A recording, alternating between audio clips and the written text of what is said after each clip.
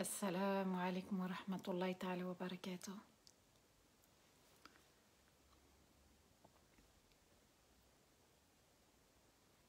وعليكم السلام ورحمة الله تعالى وبركاته. Bienvenue à vous tous et à vous toutes.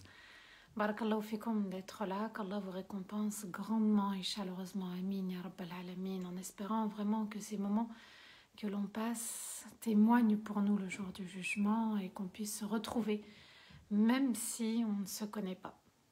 Fil Fardaws al-A'la, amin. Le son est bon, Yasmine, barakallahu fik. Merci beaucoup. Wa alaykoum assalam wa rahmatullahi ta'ala wa barakatuh. Ahlan wa sahlan bikum. Mashallah, mashallah. Barakallahu fikum, qu'Allah vous récompense grandement. Oh, mamine, barakallahu fik aussi pour le son. Merci beaucoup.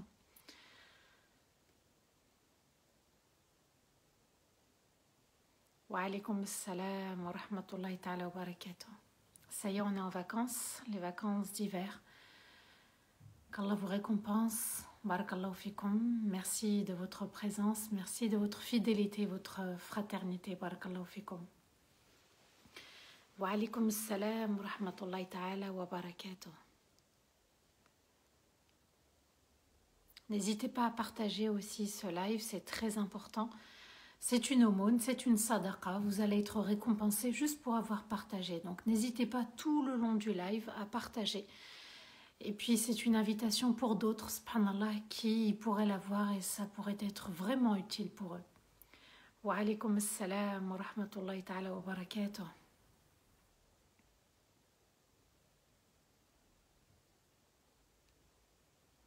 أعوذ بالله من الشيطان الرجيم بسم الله الرحمن الرحيم إن الحمد لله نحمده ونستعينه ونستغفره ونستهديه ونعوذ بالله من شرور أنفسنا ومن سيئات أعمالنا من يهدي الله فلا مضل له ومن يضلل فلن تجد له وليا مرشدا وأشهد أن لا إله إلا الله وحده لا شريك له وأشهد أن محمدا عبده ورسوله بلغ الرسالة وأدى الأمانة ونصح الأمة وجاهد في الله حق جهاد حتى أتاه اليقين اللهم صل وسلم على سيدنا محمد في الأولين وصل وسلم على سيدنا محمد في الآخرين وصل وسلم على سيدنا محمد في الملأ الأعلى إلى يوم الدين رب اشرح لي صدري ويسر لي أمري واحلل عقدة من لساني يفقهوا قولي ربنا لا تؤاخذنا إن نسينا واخطأنا ربنا ولا تحمل علينا إصرا كما حملته على الذين من قبلنا ربنا ولا تحملنا ما لا طاقة لنا به واعف عنا واغفر لنا وارحمنا أنت مولانا فانصرنا على القوم الكافرين أنت مولانا فانصرنا على القوم الكافرين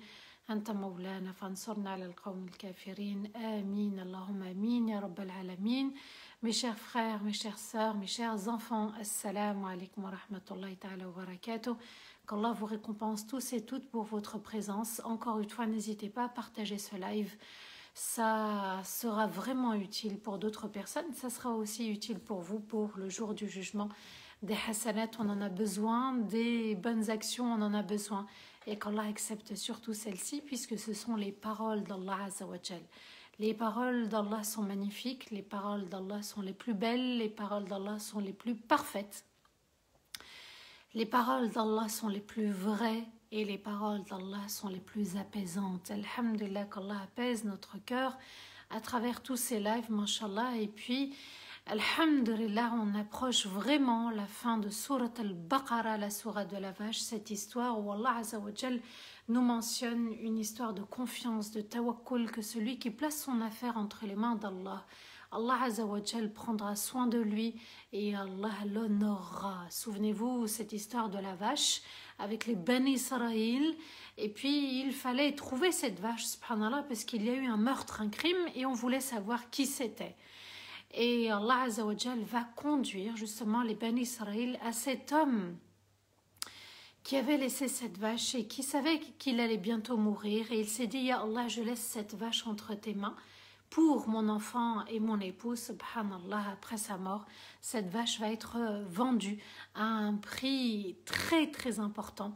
Et ça a permis, subhanallah, à un orphelin et une veuve de bien profiter de cette vache. Vous voyez, subhanallah, le tawakkul, de ne pas avoir peur et de faire confiance à Allah Azza wa Jal. Pourquoi je reviens sur cette vache? Parce qu'on approche la fin, Inch'Allah, demain sera la dernière partie de Surat al-Baqarah. Et puis, elle s'appelle cette sourate la vache. Et il faut surtout revenir sur cette histoire qui est très importante, l'obéissance. C'est Allah qui mène vers la vérité quand on la demande. Et c'est Allah Azzawajal qui comble lorsqu'on est dans un tawakkul très fort, le tawakkul uniquement pour Allah et avec Allah. Surat Al-Baqarah, 48e partie. Demain sera, Inch'Allah, la 49e partie, subhanallah. Et Allah Azzawajal a décrété que cette sourate contiendra 49 pages. Et Inch'Allah, demain, eh bien, on sera à la 49e partie. C'est magnifique, subhanallah. C'est Allah qui a décrété comme ça. Je n'ai jamais prévu un nombre défini de parties pour une sourate. C'est Allah qui m'emmène, qui me conduit comme Nuh alayhi salam. Il est monté dans le navire, il a dit Bismillah et Allah l'a emmené et l'a porté. Et le bateau s'est arrêté là où Allah l'a arrêté. Vous voyez, subhanallah, que la confiance en Allah, c'est toujours la plus belle des confiances. Elle ne trahit jamais et Allah n'abandonne pas ses serviteurs. Aujourd'hui, on verra ensemble un seul verset de cette deuxième sourate qui contient 286 versets. Ces versets ont été révélés dans la ville de Médine. Et aujourd'hui, uniquement le verset 282. Alors c'est, mashallah, une première dans tous ces lives, un seul verset. Pourquoi? Parce que c'est le plus long de tous les versets, de tout le Coran. C'est Ayatud Dayn, le verset des dettes. Allah Azzawajal a voulu que ce soit le plus long. Et Allah va expliquer, comme il a expliqué pour la sadaqa, le riba hier, eh bien Allah va expliquer le dayn quand on contracte une dette, comment se comporter. On va faire un bref résumé de ce qu'on a vu ensemble hier concernant le riba, c'est-à-dire les intérêts. On a donné une définition de l'intérêt, c'est ziyada, c'est le surplus. C'est ce qu'il y a en plus quand on contracte une dette, quand on emprunte de l'argent. Si j'emprunte 10 000 euros, je dois rendre 10 000 euros. Si je rends 15 000 euros, les 5 000 euros sont du riba et sont haram. Et si par exemple je rends 10 000 euros et que j'offre un cadeau à la personne, le cadeau est un riba parce qu'on ne s'est pas mis d'accord. Alors il faut absolument se mettre d'accord. Donc vous voyez, subhanallah, que il faut connaître sa religion. Qu'on ne peut pas juste dire « on m'a dit, j'ai entendu que… » Non, ça n'existe pas dans l'islam. Tu dois absolument méditer le Coran, vivre le Coran avec Allah Azzawajal et puis, subhanallah, le choisir comme un compagnon dans notre vie, le Coran.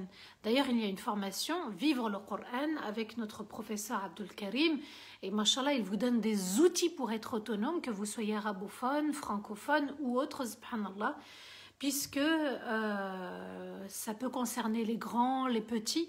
Et Allah Azzawajal facilite à celui qui cherche la facilité. Le Coran rend facile la vie. C'est à nous de connaître Allah et de connaître son livre. On a vu ensemble hier, subhanallah, qu'Allah a employé un terme bien précis, manger le riba. Alladhina ya'kuluna riba, c'est-à-dire qu'ils mangent comme ils mangent la nourriture. Subhanallah, ça signifie, en d'autres termes, que là où la nourriture est évacuée, eh bien c'est aussi la destination et la fin du riba. Donc en fait, on n'en gagne rien de riba, puisqu'Allah l'a interdit. Et il fait plus de tort que de mal.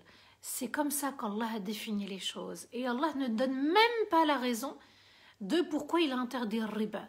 Ça signifie qu'il l'a interdit tout court et on doit obéir de manière simple, sans contestation, sans chercher des avis religieux.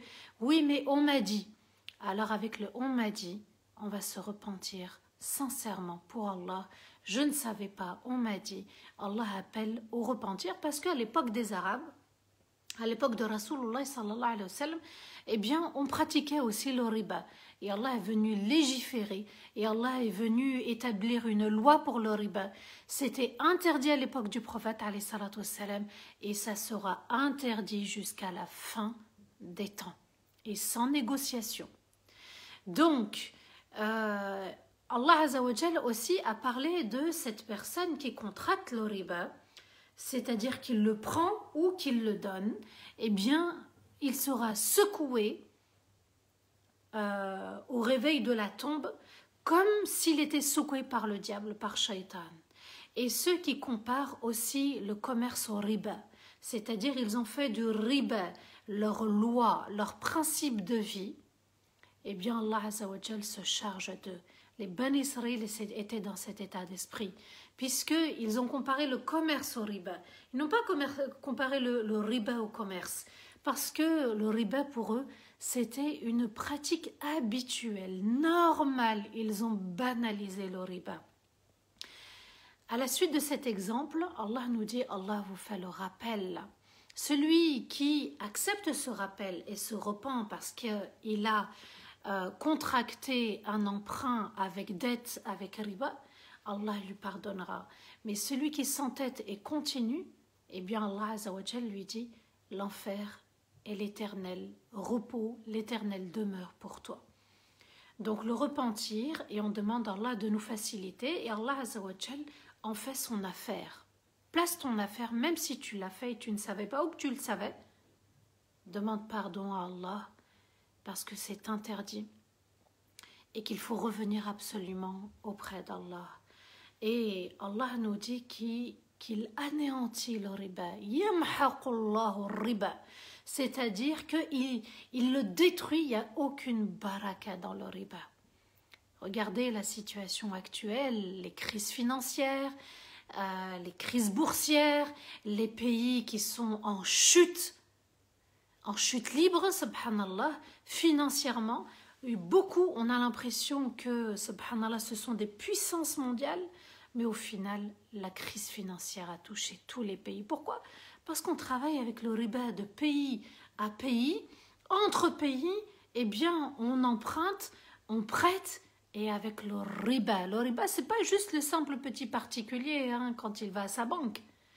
Même les nations prêtent avec intérêt, avec riba. À nous de bien comprendre, subhanallah, que tout ce qui se passe actuellement avec le Covid et avec aussi au niveau de la nature, donc les tremblements de terre, les volcans, regardez tout simplement ce qui se passe dans chaque pays et vous allez voir que le monde va très mal. Pourquoi? Parce qu'Allah a interdit. Et si on ne va pas dans le sens d'Allah, eh bien Allah va déclarer la guerre. Alors vous comprenez, subhanallah, aujourd'hui, ce n'est pas une guerre entre êtres humains avec les armes, c'est une guerre avec Allah. Et cette guerre, elle a des conséquences. On ne la voit pas, elle n'est pas matérielle, mais c'est une guerre au niveau de la foi. On a refusé de se soumettre aux lois d'Allah. On a refusé de croire en Allah et de continuer dans la pratique religieuse, dans les actes d'adoration, dans la soumission aux lois de notre Seigneur, de notre Créateur. Et les conséquences, on les voit de nos propres yeux. Le monde va très mal, le monde est dans le haram, il baigne dans le haram, il banalise le haram. Alors soyons comme la petite communauté de Nouh, la petite communauté de tous ces prophètes et messagers. Très peu ont suivi, Allah nous dit, et très peu ont suivi, et très peu étaient croyants, et très peu ont suivi. Les autres agissent. À nous de nous démarquer et de rester sur le droit chemin. 17 fois la Fatiha par jour, vous comprenez pourquoi elle est récitée 17 fois dans les 5 prières. 17 fois pour se protéger et rester sur le droit chemin et ne pas tomber dans la désobéissance, dans la débauche, dans la rébellion, dans l'entêtement et dans le haram à tout va. On banalise, l'alcool est banalisé, la drogue est banalisée, l'argent sale est banalisé. Tout est banalisé, on vit dans la trahison, dans le mépris, dans le fait de rejeter l'autre. Et on est devenu, subhanallah, comme des animaux, le comportement des animaux. Eh bien, on n'est pas très loin. Qu'Allah nous en préserve, qu'Allah nous protège de ce mauvais comportement et qu'Allah nous élève en degré pour notre patience et notre obéissance. Amin. Ya Rabbal Alamin. Donc, Allah revient sur les bonnes valeurs de la religion, le fait de croire en Allah, d'accomplir la salat, d'apporter la zakat. Et puis Allah nous dit, il récompensera ceux qui œuvrent pour Allah, ceux qui sont dans l'obéissance. Et ils n'auront pas besoin d'être dans la crainte ou dans la tristesse. Allah se charge d'eux parce qu'ils sont sur le droit chemin. Il faut établir ce lien de confiance avec Allah et de se dire, subhanallah, que je me jette dans la mer, Allah va me secourir. La mer de la confiance en Allah. Allah va donner l'ordre de le craindre. Ittaqullah et délaissez le riba. Et Allah ajoute, si vous êtes de véritables croyants. Est-ce que j'ai besoin d'une fatwa avec ce verset? Est-ce que j'ai besoin d'un avis religieux avec ce verset? Est-ce que j'ai besoin de faire comme les autres, acheter comme les autres avec ce verset? Ma foi avant tout, c'est peut-être quelque chose de simple. Je vais à la banque, j'emprunte, j'achète. Ça a des conséquences, tout ça. Sur la foi, sur la santé, sur la famille, dans la société. Tout ça, ça a des conséquences. Et Allah nous dit, si on n'écoute pas, il nous déclare la guerre avec son messager, sallallahu alayhi wa sallam. Et si on se repent de riba, eh bien, il conserve notre argent et il devient utile pour nous-mêmes et pour les autres.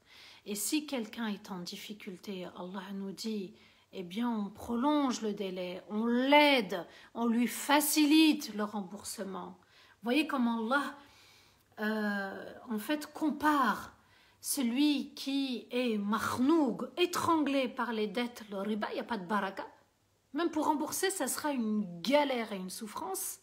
Les deux souvent se mettent à travailler, les enfants sont négligés, on commence à manger des pommes de terre, on commence à se disputer dans les relations conjugales, en couple, on commence à s'acharner à s'en prendre aux enfants et il n'y a aucune baraka. Allah nous dit, si tu empruntes, si tu es dans les dettes, mais tu empruntes, eh bien là, Allah va te faciliter. Il te mettra quelqu'un qui te facilitera ton délai. Peut-être que tu as une difficulté, mais alhamdoulilah, Allah te facilitera. Dans le riba, Allah ne te facilite rien. Dans la dette, c'est-à-dire tu dois rendre uniquement 10 000 € et pas 15 000, Allah t'aidera. Et le mieux, c'est de transformer la dette en sadaqa, c'est-à-dire que la personne, je lui ai prêté 10 000 €. Elle m'a rendu que 5 000. Si je lui fais don des 5 000 €, Allah Azza wa Jal nous dit c'est meilleur, c'est préférable. Et puis, le fait de prêter, de donner comme ça, eh bien Allah apprécie et il nous dit si seulement vous saviez la récompense qui vous attend. Et craignez le jour où vous allez tous revenir auprès d'Allah. Donc vous voyez, subhanallah, que cette vie va s'arrêter. Le riba un jour va s'arrêter. Mais quand on va devoir rendre des comptes, qu'est-ce qu'on va dire à notre Seigneur? Ya Allah, on m'a dit que non, tu avais le Coran entre tes mains.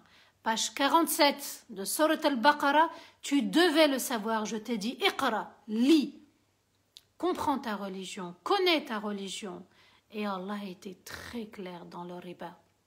Pour les intérêts, les emprunts bancaires ou tout autre emprunt avec intérêt, Allah est très clair. Sa religion est très claire. C'est à nous de ne pas nous approcher de l'ambiguïté. Si c'est ambigu pour toi, ça ne l'est pas pour Allah. Les versets sont très clairs. 7 versets pour nous parler de riba. C'est à nous de nous faire notre propre opinion. Et on n'a pas besoin. Alors que le prophète a dit aux compagnons, Wabisa istafti qalbak. Walau aftawka an-nas wa aftawk. Même si les gens te donnent leur avis, demande à ton cœur, interroge ton cœur. La solution, quand le cœur est éclairé par la foi, la solution, on la trouve très facilement. Mais parfois, on se voile la face, on ne veut pas voir la vérité et on tombe dans ash-shubuhat, l'ambiguïté, les choses douteuses. Alors, comme je vous ai promis, Inch'Allah, on verra uniquement le verset 282. N'hésitez pas à partager le live, bien sûr, pour qu'il soit nécessaire pour les autres membres de la communauté. Parfois, il y en a qui oublient, parfois, il y en a qui ne connaissaient pas ce live. Bismillah, avec l'aide d'Allah, nous allons comprendre le verset 282.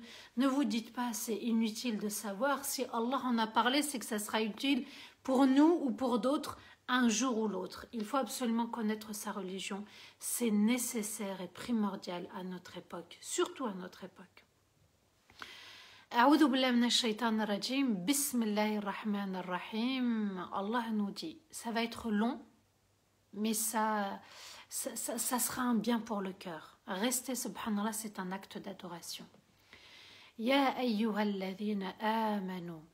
إذا تداينتم بدين إلى أجل مسمى فاكتبوه وليكتب بينكم كاتب بالعدل ولا يأب كاتب أن يكتب كما علمه الله فليكتب وليملل الذي عليه الحق وليتق الله ربه ولا يبخس منه شيئا فإن كان الذي عليه الحق سفيها أو ضعيفا أو لا يستطيع أن يمل هو فليملل وليه بالعدل واستشهدوا شهيدين من رجالكم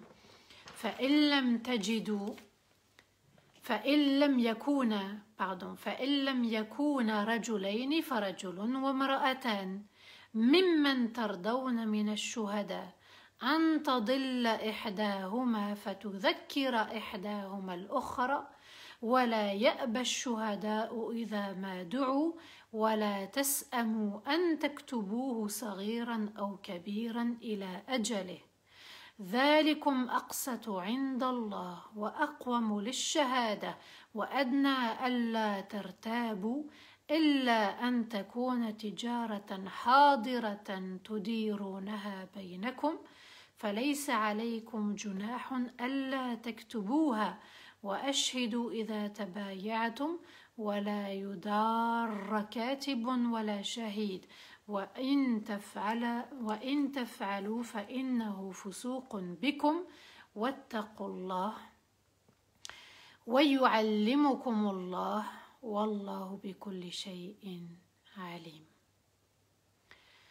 Vous qui portez la foi dans votre cœur, lorsque vous contractez une dette avec un délai précis, un délai fixe, alors écrivez-le.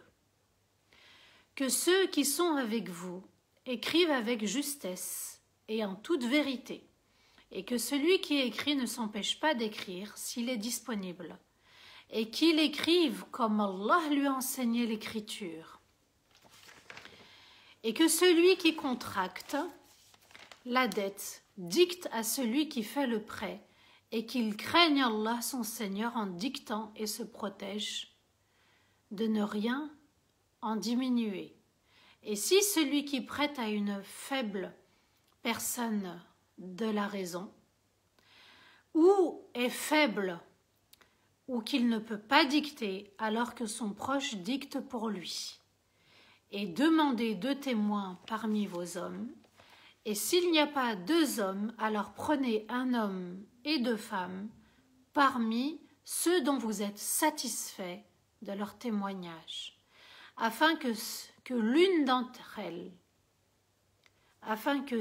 l'une d'entre elles oublie, l'autre le lui rappelle, et que les 2 témoins ne refusent pas l'invitation lorsqu'on fait appel à eux, et ne tombez pas dans la paresse d'écrire un petit contrat ou un grand contrat, et de mentionner le terme et le délai. Ces ordres d'écrire et de témoigner sont plus justes auprès d'Allah et plus forts et justes pour le témoignage, et meilleurs pour ne pas tomber dans le doute un jour, sauf pour un petit commerce, un commerce de main à main en présentiel, sans dette, alors il n'y a aucun péché si vous ne l'écrivez pas. Et faites témoigner si vous faites une transaction et que celui qui écrit ou témoigne ne fait de mal et qu'ils ne doivent pas aussi subir de mal. Et si le mal est commis, alors vous êtes sortis de l'obéissance à Allah. Alors craignez Allah et il vous enseigne, et Allah connaît tout ce qui est bon pour ses créatures. Voilà le plus long verset de tout le Coran. Allah Azza wa Jal va légiférer en termes de dette. Qui n'a pas de dette aujourd'hui? Qui n'a pas emprunté un jour? Qui n'a pas demandé à quelqu'un de lui prêter une somme? Soit une petite somme, soit une grosse somme. Qui parmi nous n'a pas rendu, n'a pas pu rendre ou n'a pas voulu rendre? Parce que l'intention soit était mauvaise dès le départ, soit elle a changé. Donc Allah Azza wa Jal va légiférer en matière de dette. Le prophète a déjà contracté une dette auprès d'un juif. D'ailleurs, le juif est venu le voir et lui dit « Rends-moi mon argent ». Il est venu agressivement voir le prophète et Omar s'est emporté et il voulait, subhanallah, sortir son épée pour lui donner un coup de sabre. Et le prophète lui a dit « Calme-toi, Omar ». Et il va rembourser sa dette. Donc, il va lui rendre son argent et puis il va lui donner plus. Pourquoi? Pour le préjudice de Omar, parce qu'il l'a effrayé. Regardez la rahma de Rasulullah sallallahu alayhi wa sallam, le bon comportement, le meilleur comportement, notre modèle, l'unique par excellence. Vous qui portez la foi dans votre cœur, quand Allah commence un verset par Ya ayyuhalladhina amanu, ça signifie qu'il faut bien écouter, être attentif, ce qui va t'arriver est très important. Donc bismillah, partagez, et ce n'est pas parce que Allah parle des dettes qu'on ne doit pas écouter. On doit s'instruire, parce que subhanallah, regardez, autour de nous, ça arrive avec les parents, ça arrive entre conjoints, ça arrive avec des amis, ça arrive, subhanallah, dans une société, ça arrive avec tout le monde entre pays. Lorsque vous contractez une dette avec un délai fixe, imaginons, j'emprunte 10 000 € et je dois les rembourser, par exemple, eh bien, le 1er janvier 2023, donc à peu près dans un an. On est aujourd'hui le 1er janvier 2022, et je dois les rendre le 1er janvier 2023, les 10 000 €. Ou bien dans 5 ans, peu importe. On s'est mis d'accord avec un délai fixe, avec un délai clair, sans aucune ambiguïté. Allah Azza wa Jal nous dit, alors écrivez-le, faites-le. Dès qu'on est d'accord sur quelque chose, on doit l'écrire. Que ce soit un contrat de mariage, que ce soit un acte notarié devant le notaire pour des biens. Avant le mariage, on peut faire aussi un contrat de mariage, même pendant le mariage, séparation des biens, et puis on se met d'accord. Bon, là, il s'agit des dettes. Mais Allah nous dit, quand vous êtes d'accord sur quelque chose, faktubu. L'ordre d'Allah a été donné de l'écrire. Faktubu. Alors, certains savants ont dit c'est un fard d'écrire, d'autres ont dit c'était mandoub. Mais l'avis le plus vraisemblable, c'est d'écrire. Vous allez comprendre pourquoi. Que ceux qui sont avec vous écrivent avec justesse et en toute vérité.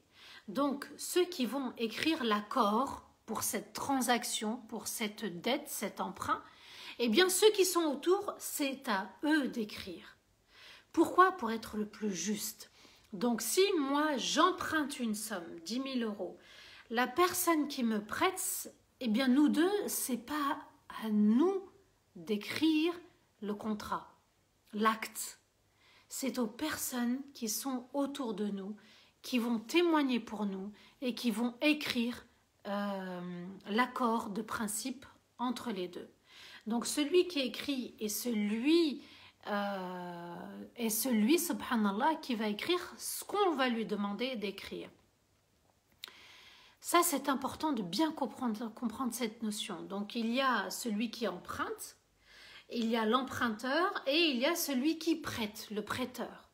Les deux n'écrivent pas. Deux personnes autour vont témoigner et une va écrire, subhanallah. Donc, Allah ajoute et que celui qui écrit ne s'empêche pas d'écrire s'il est disponible. Si on fait appel à un homme parce qu'il a le temps pour écrire, il ne doit pas refuser.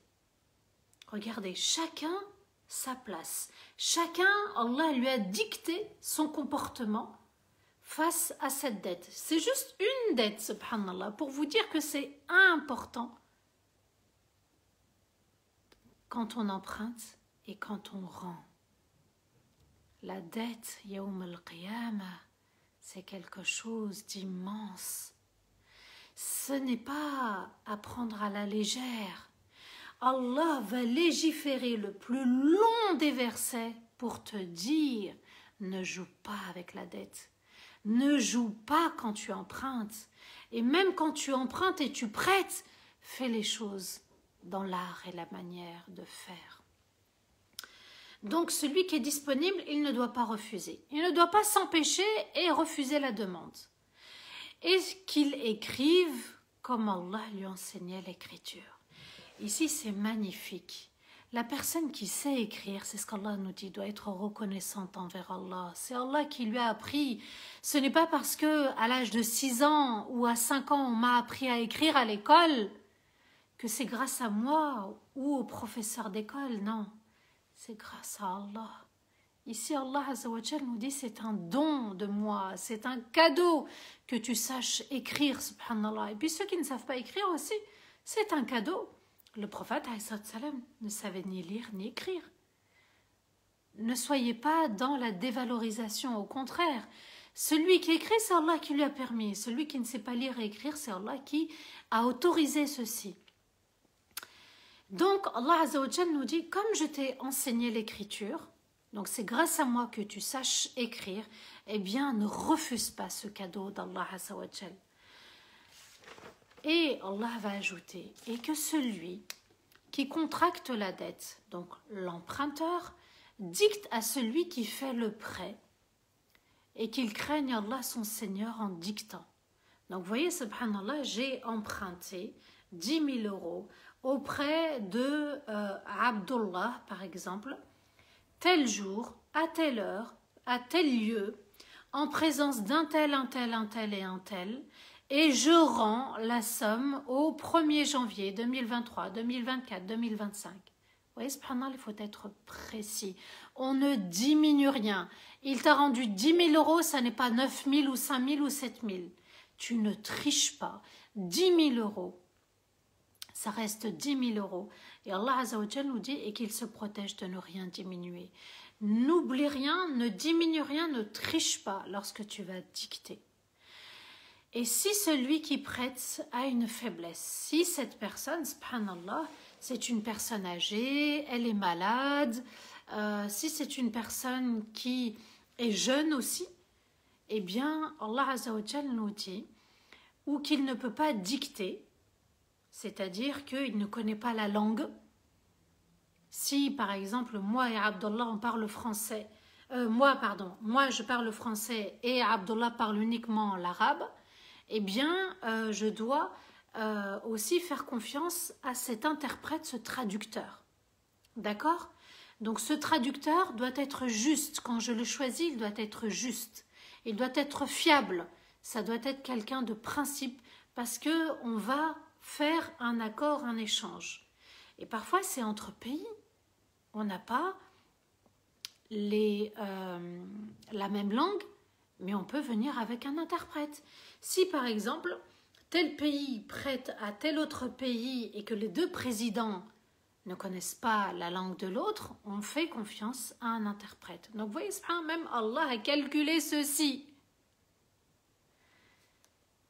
Et ne peut pas dicter parce qu'il ne connaît pas la langue, alors que son proche dicte pour lui. Donc le traducteur, c'est lui qui va, subhanallah, être là et donner les informations, on va échanger.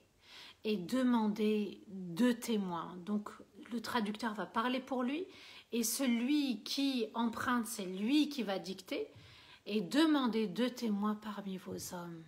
Cette transaction, cet acte où on va être d'accord pour un délai, une somme et des témoins choisis, il faut que tout soit le plus clair possible. Aucune ambiguïté, on ne diminue rien, on ne change pas la date, on ne change pas la somme, on ne change pas le nom des témoins, on ne triche pas sur l'identité des gens. Et Allah Azza wa Jal, s'il le dit, c'est que certains vont être amenés à désobéir. Donc Allah nous dit, vous demandez aussi 2 témoins. Vous ne faites pas ça tous les 2 uniquement. 2 témoins doivent vous assister et 2 hommes. Allah a décidé que ça soit 2 hommes. Donc les femmes n'ont pas à se sentir dévalorisées. C'est le choix d'Allah qui est parfait. Les hommes sont témoins au moment où on va établir l'acte, le principe d'accord. Donc, ils doivent tout le temps être 2 ces témoins. Il y en a toujours 2. Là où la donne change, c'est zina. Quand on doit témoigner que telle personne elle a commis un acte sexuel interdit, là il faut 4 témoins. C'est la seule fois où le prophète alayhi salatu wassalam a exigé 4 témoins, arba shuhada, pour dire oui, on a vu, et on a vu clairement l'acte entre l'homme et la femme. Là, il faut 4 témoins, sinon, habituellement, l'islam exige uniquement 2 témoins, sauf bien sûr les enfants, et puis les femmes. Et au cas où on ne trouve qu'un homme, là, Allah Azza wa Jal va légiférer en disant « Et s'il n'y a pas 2 hommes, alors prenez un homme et 2 femmes. » Alors certains peuvent comprendre, subhanallah, que si je prends un homme et 2 femmes parce que je n'ai pas trouvé un 2e homme, donc si je ne trouve pas le premier aussi un jour, donc j'en prends 4. C'est interdit. On prend uniquement soit 2 hommes, soit un homme et 2 femmes, mais jamais 4 femmes. C'est la loi d'Allah. C'est le choix parfait d'Allah. C'est une obligation divine que d'agir ainsi. Et Allah ajoute, alors prenez un homme et 2 femmes parmi ceux dont vous êtes satisfaits de leur témoignage. Donc il y a une certaine confiance même pour et envers ceux qui vont témoigner. On ne choisit pas n'importe qui. On ne prend pas quelqu'un dans la rue ou quelqu'un qu'on ne connaît pas. La personne doit être digne de confiance. La personne est d'une bonne moralité parce qu'il va y avoir sinon des conséquences plus tard. Et Allah a dit dont vous êtes satisfait. Ça veut dire que la personne, elle n'est pas parfaite. Ça signifie, subhanallah, qu'on fait tous du mieux qu'on peut. Afin que si l'une d'entre elles, l'une des 2 oublie, eh bien l'autre va le lui rappeler.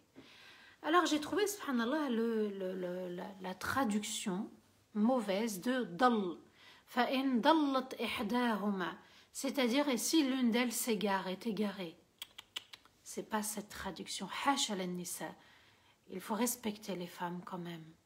Allah Azza wa Jal nous dit, et si l'une des 2, l'une d'entre elles, oublie, ici, dal veut dire oublier et non pas s'égarer. Subhanallah.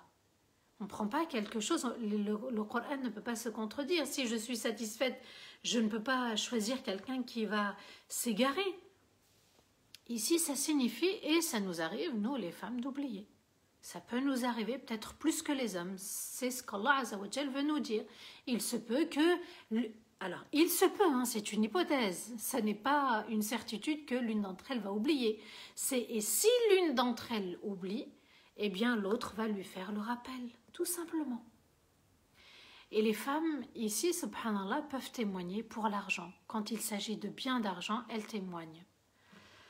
Et que les témoins ne refusent pas l'invitation lorsqu'on fait appel à eux. C'est-à-dire que si, subhanallah, ils sont amenés à comparaître au tribunal, parce que les juges les convoquent, si on fait appel à eux pour revenir en disant « Regarde, il y a un conflit, il ne veut pas rembourser, tu étais témoin ce jour-là, maintenant je fais appel à toi aujourd'hui pour venir témoigner par rapport à ce jour où j'ai prêté la somme. » Donc, ici, ça concerne, subhanallah, le juge, ça concerne les témoins, ils ne doivent pas refuser quand on fait appel à eux, en cas de conflit. Et ne tombez pas dans la paresse d'écrire un petit contrat ou un grand contrat, même si c'est une petite somme, subhanallah, même si, et là, ça m'a fait rappeler, en fait, le ticket de caisse. Le ticket de caisse, donc, on fait passer nos articles, n'importe quel article, on fait passer nos articles, il faut garder le ticket de caisse. Parce que en cas d'erreur, en cas de demande de remboursement, on va y revenir à ce ticket de caisse, ça fait office de petit contrat. Donc ici, Allah nous dit, ne tombez pas dans la paresse d'écrire. Même un petit ticket, subhanallah, il a son importance et sa valeur auprès d'Allah. Même si c'est qu'un seul article, on s'est mis d'accord, je ne te fais aucun mal, parce qu'il y en a qui vont tricher, subhanallah, dans ce ticket de caisse. Il y en a qui vont peser des pommes de terre et appuyer sur piment ou ail pour faire passer des pommes de terre à une somme plus légère. Allah Azza wa Jal nous dit, faites attention, sinon vous êtes dans la dette. Sinon on va devoir quelque chose à l'établissement. Et il y en a beaucoup qui volent aussi, qui trichent dans la balance. Et ne tombez pas dans la flemme, dans la fainéantise d'écrire « Oh, c'est une petite somme ».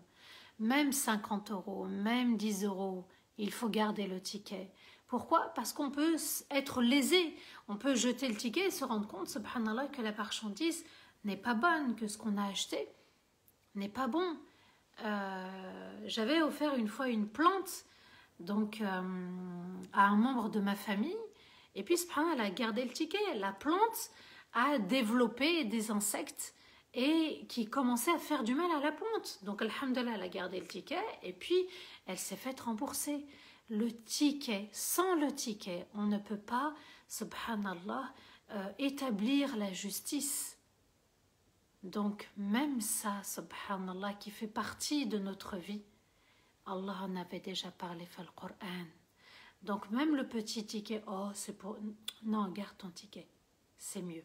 C'est que 40 €, c'est que 10 €, c'est que 5 €. Non, reviens pour ne pas être lésé un jour. Et Allah nous dit et de mentionner le terme de délai. Donc même si je prête 200 €, je dois mentionner le délai. Je dois dire, subhanallah, j'ai emprunté tant auprès d'un tel avec 2 témoins. Et puis à rendre telle date, même si c'est une petite somme, de ne pas négliger la petite somme. Ces ordres d'écrire et de témoigner sont plus justes, Allah nous dit. C'est plus juste pour ne pas tomber dans l'injustice, pour ni me faire du mal, ni faire du mal aux autres. C'est préférable pour Allah. Et plus fort, c'est-à-dire ça renforce le témoignage. Il y a 2 témoins, certes, mais l'écriture est plus forte. Écrire, c'est plus fort. Écrire, comme on dit, et c'est un proverbe juste, les paroles s'envolent, mais les écrits restent. Eh bien, c'est le verset d'Allah, le verset 282. Et plus fort, et juste pour le témoignage, ça vient renforcer le témoignage de ces 2 hommes, de cet homme et de ces 2 femmes. Et Allah nous dit, est meilleur pour ne pas douter un jour. Donc, vous voyez que quand on écrit, ça peut arriver qu'on doute un jour, et ça peut arriver qu'on oublie aussi un jour. On se dit, ah bon, est-ce que vous vous souvenez de ce que vous avez fait il y a 20 ans? Non, je suis incapable de vous dire ce que j'ai fait il y a 20 ans. Je suis peut-être dans l'incapacité de dire, ah bon, j'ai emprunté 10 000, mais c'était pas 5 000. J'ai pas emprunté 10 000 alors que c'était 5 000. Vous voyez, subhanallah, de garder toujours un écrit. Et même quand on achète, subhanallah, dans n'importe quel contrat, un achat immobilier, un achat auto, c'est bien de l'écrire pour être le plus juste possible envers moi et envers l'autre. Et meilleur pour ne pas tomber dans le doute un jour, pour ne pas douter un jour, sauf pour un commerce de main à main, en présentiel. C'est-à-dire que voilà, on va au marché, ici ça concerne aussi le marché. On n'a pas besoin, voilà, c'est en présentiel, c'est rapide, c'est en main propre. Je prends mon article et puis je reviens. En général, on n'a pas de problème avec les marchands. Ça se passe bien. Allah Azza wa Jal nous dit, sauf pour un commerce de main à main. En présentiel, sans dette. Il n'y a pas de dette. Donc, c'est un achat-vente. On prend, on achète et c'est quelque chose de rapide. Parfois, on se dit, ah tiens, j'ai pas assez d'argent. Je reviens la semaine prochaine et je te complète. Par exemple, on a acheté un matelas au marché. Un matelas, tiens, je te donne 100 € et la prochaine fois, je te ramène 100 €. Allah Azza wa Jal nous dit, subhanallah, sauf en présentiel, sans dette. C'est-à-dire, ça n'est pas une grosse dette. Je te donne l'argent tout de suite et je te paye tout de suite Et Allah Azza wa Jal nous dit, s'il n'y a pas de dette, on paye tout de suite. S'il y a une dette, là, il faut l'écrire. Et c'est important. Quand c'est un matelas, même 200 €, on l'écrit. Je t'ai donné tant et il manque 100 €. Alors, il n'y a aucun péché si vous ne l'écrivez pas. Le mieux, c'est d'écrire. Mais ce n'est pas un péché si on ne l'écrit pas. Le mieux, c'est toujours d'écrire, Allah a insisté. Et faites témoigner si vous faites une transaction. Allah Azza wa Jal nous dit qu'il faut absolument des témoins. Quand il y a un accord, quand il y a deux parties, l'une qui emprunte et l'une qui prête, et que celui qui écrit ou témoigne ne fait de mal, ne fait du mal à l'autre. C'est une amana, je ne fais pas de mal en disant un tel a fait, un tel a dit, un tel a contracté et je vais les raconter. Allah Azza wa Jal nous dit que celui qui écrit ou témoigne ne doit pas faire du mal, soit en parlant, soit en dévoilant un secret. Et Allah Azza wa Jal nous dit attention à votre comportement après. Vous allez rendre des comptes, ne faites pas de mal à l'autre, ne faites pas du mal aux autres, et qu'ils ne doivent pas aussi subir de mal. On ne doit pas faire du mal à celui qui est témoin. Et vous avez des pressions parfois, juste avant une audience, si tu témoignes, je m'occupe de toi. Vous voyez, subhanallah, Allah a dit il ne faut pas faire du mal à ceux qui témoignent et à ceux qui écrivent l'acte pour un emprunt. Et si le mal est commis, et si vous faites du mal à ceux qui témoignent et à ceux qui écrivent, ou que ceux qui écrivent ou témoignent font du mal, alors vous êtes sortis de l'obéissance à Allah. فَإِنَّهُ فُسُوقٌ بِكُمْ الْفُسُوق. Al-Fasiq, c'est celui qui est sorti du droit chemin. C'est celui qui est sorti du chemin de l'obéissance. Alors craignez Allah, même dans la dette. Allah nous dit craignez Allah, vous devez bien vous comporter. Et il vous enseigne, il enseigne à celui qui craint Allah. Et Allah Azza wa Jal nous dit aussi wattaqullah wa yu'allimukumullah. Et craignez Allah et Allah vous enseigne. Celui qui craint Allah, Allah lui enseigne ce qu'il veut. Il t'enseigne la bonne science, mais il t'enseigne aussi une science que les autres ne décèlent pas. Il te donne la clairvoyance. À partir du moment où tu es dans la crainte, dans le chemin de l'obéissance, tu ne veux pas défier les lois d'Allah. Allah t'enseigne ce que les autres ne savent pas. Et Allah connaît tout ce qui est bon. Inna Allah alimun. Allah Azza wa Jal sait tout ce qui est bon pour nous et il a légiféré en termes d'emprunt, en termes de dette. Quand il n'y a pas de dette, alhamdulillah, on peut, voilà, s'il n'y a pas besoin. Mais quand on va au supermarché, quand on va dans un hypermarché, quand on va dans les grandes surfaces, c'est toujours bien d'avoir le ticket pour ne pas justement se faire du tort et faire du tort au magasin. Donc ça marche comme ça fonctionne comme ça. C'est légiféré par Allah. L'être humain, subhanallah, applique cette loi d'Allah et Allah Azza wa Jal connaît tout ce qui est bon pour nous. Il nous dit mettez-vous d'accord, prenez des témoins, dictez, que celui qui emprunte c'est lui qui dit, qu'il ne soit pas injuste, ne soyez pas injuste, laissez des écrits, c'est meilleur pour vous parce que c'est plus fort. En cas d'oubli, en cas de faiblesse aussi, puisqu'on peut tomber malade, on peut perdre la raison, et les écrits restent. Et Allah Azza wa Jal va nous juger le jour du jugement pour notre témoignage, pour cet emprunt qu'on a contracté. Et parfois, moi j'en connais, subhanallah, qui ont prêté des 25 000 €, des 10 000 €, et la personne n'a pas voulu rendre. Allah nous dit alors craignez Allah. Et il vous enseigne votre religion. Et il vous enseigne comment se comporter. Et il vous enseigne aussi qu'il y a une fin, qu'on va rendre des comptes. Et Allah connaît tout ce qui est bon.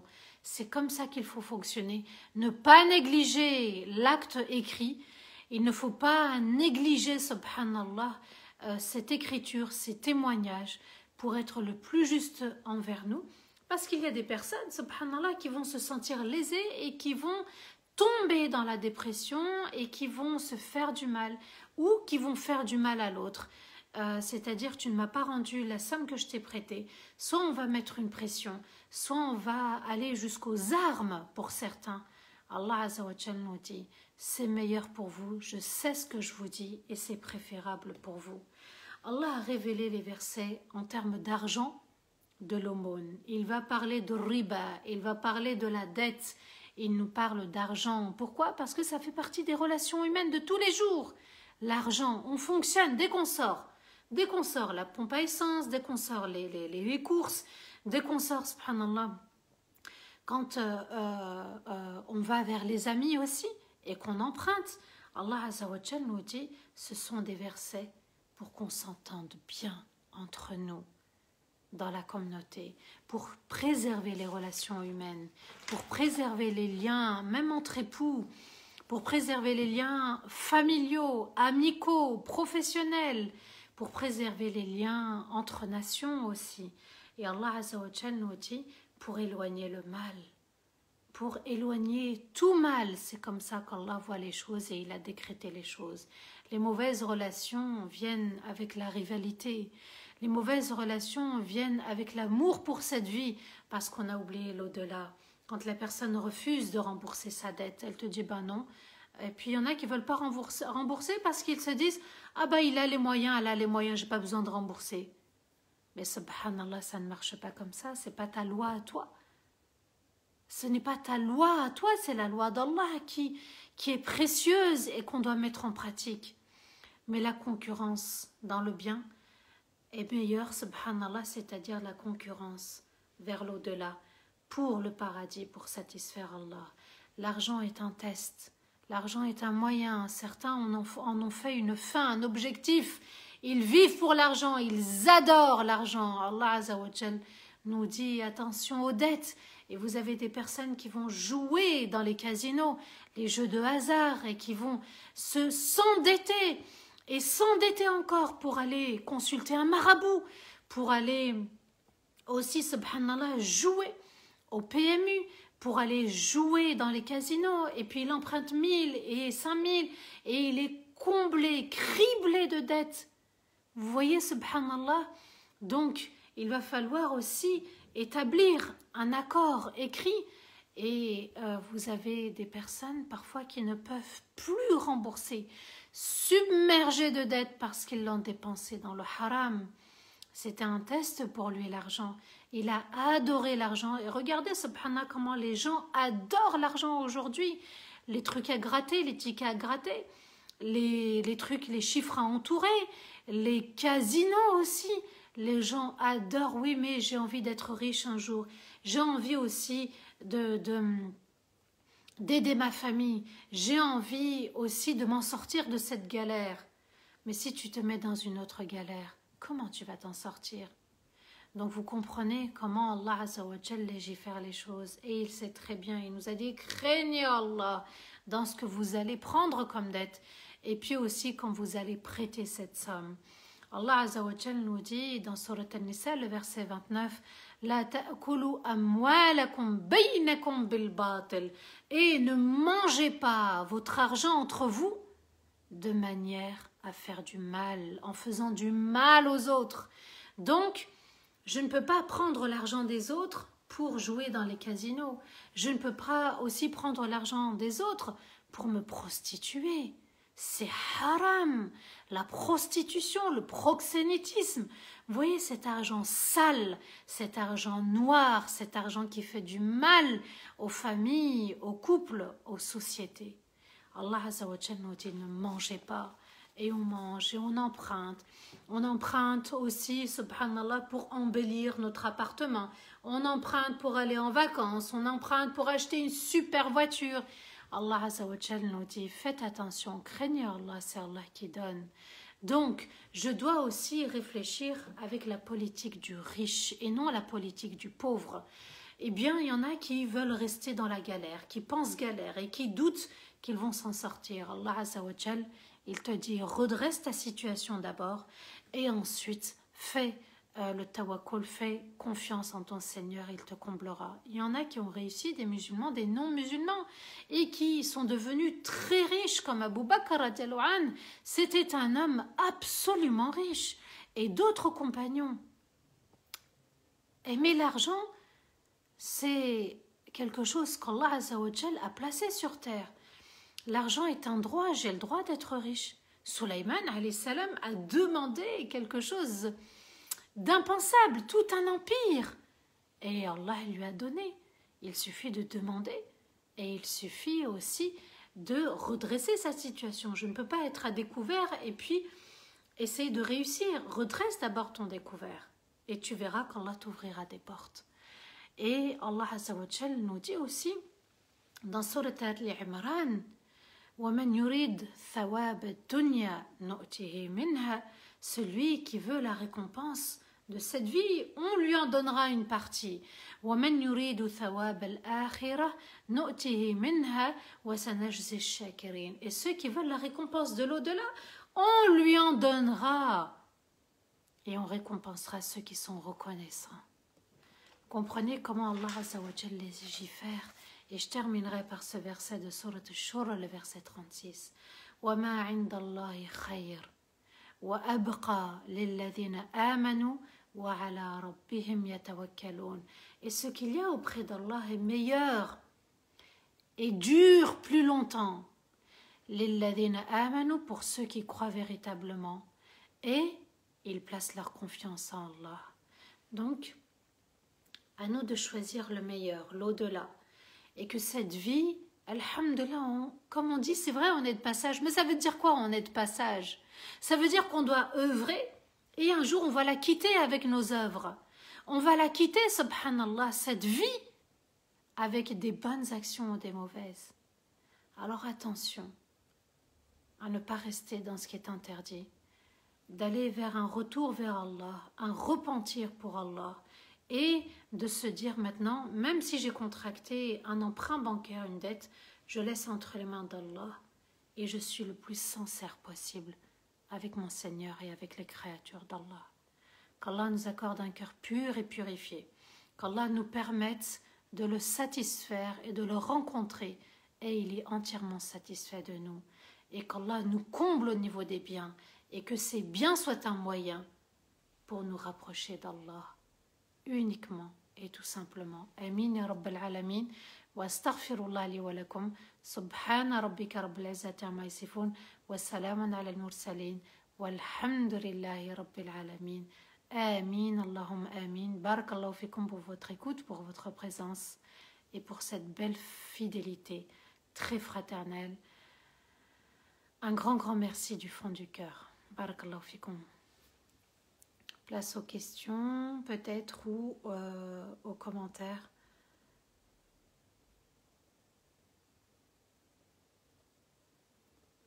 Alors, Allah yahdina diyama, pour certains l'argent est le maître du monde, subhanallah, mais à nous aussi d'être vigilants.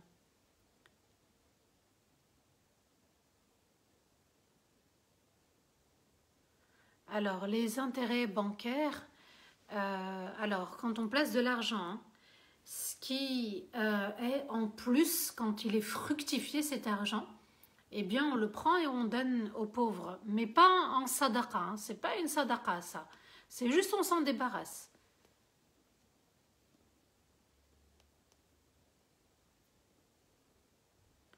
Alors, j'essaye de remonter.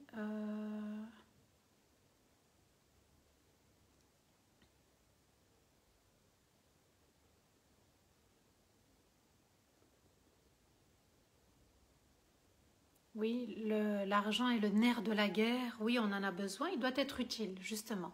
L'argent doit être utile, mais il ne doit pas nous faire du tort quand il n'est pas mis au bon endroit.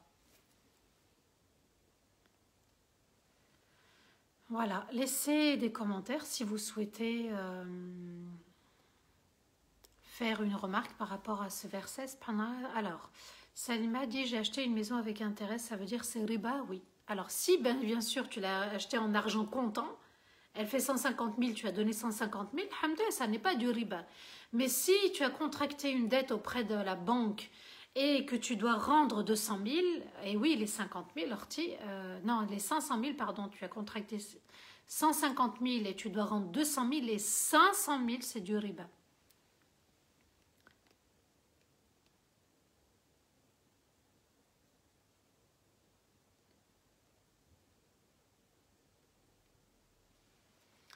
Alors, on a deux enfants, Mashallah, Sarah 7 ans et Tesnim 5 ans.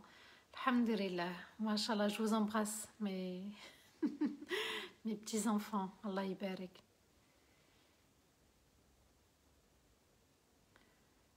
Alors, mon mari cache de l'argent qui nous appartient à tous les deux. Est-ce qu'il a le droit ou non? Normalement, c'est votre argent à tous les deux. Alors, je n'ai pas tous les éléments. Si c'est votre argent à tous les deux, tu as un droit de regard, Orti. Donc, pour quelle raison, Allahu A'lam, je ne peux pas en dire plus ou en dire mieux. Alors,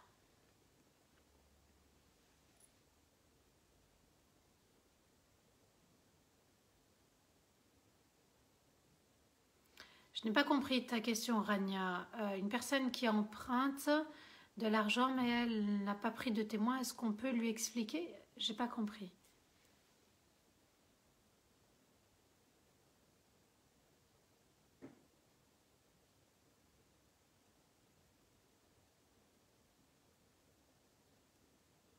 Nadia, barakallahu fik, je vais bien, alhamdulillah.